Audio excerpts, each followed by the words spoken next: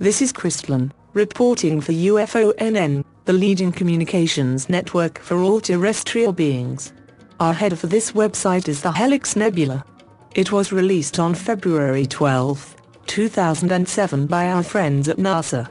This nebula, which is located about 700 light-years from Earth, is the colorful remnant of a dying star, casting off its outer layers to become the white dwarf.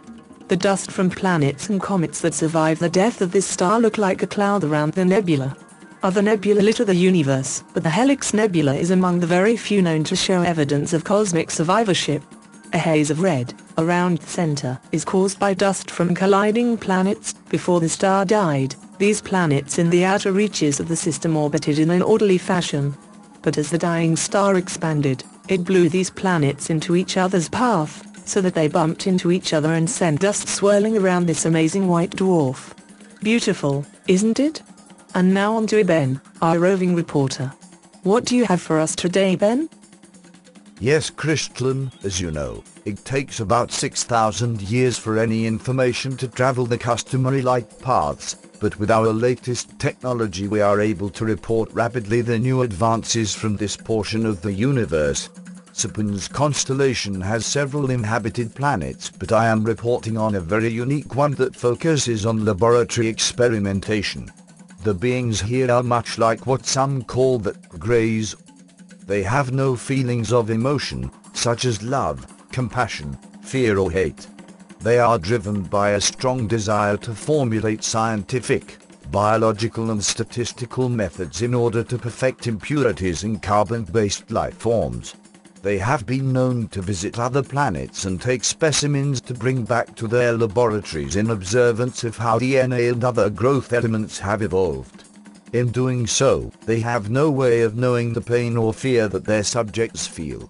After observation, they have noticed that the subjects appear uncooperative, so they have erased the memory of the encounter.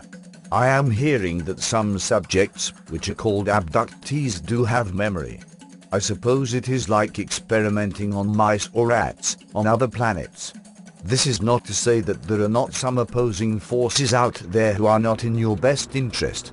It is best to align yourself with the force and white light when encountering any being, whether they be human or not. I hope this explains some things that several beings are reporting on. Until next time, this is Ben, your roving reporter, and may the source be with you. Thank you, Ben.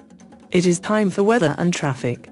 We hand it over to Nayutra. This is Naritra, your Arcturian meteorologist, reporting weather and traffic in your local solar system. Celestial orbs include supernovas, brown dwarfs, black holes, dark matter, plasma fields, planets, asteroids, and comets appear to be the cause of recent geomagnetic storms, which begin within the past 60 days. The KP index measures at 5, which describes a moderate storm. This relates to planets in Earth's solar system, as rise to sunspot 11,060, which did set off a small partial halo coronal mass ejection. Events such as this give evidence that all solar systems, constellations and universes influence each other. Solar Cycle 24 was predicted by NASA, NOAA, and ESA to be up to 50% stronger than its record-breaking predecessor Cycle 23, an 11-year cycle, which produced the largest solar flare ever recorded. The Sun will reach its apex in Cycle 24 in late 2011 into 2012. Solar flares have preceded Earth changes such as earthquakes, volcanoes, and weather patterns. The ancient ancestors described the year soon to come as the transition or bringing a new state of being. This magnetic influence, produced by the Sun, influences the evolution of mankind. And have you heard?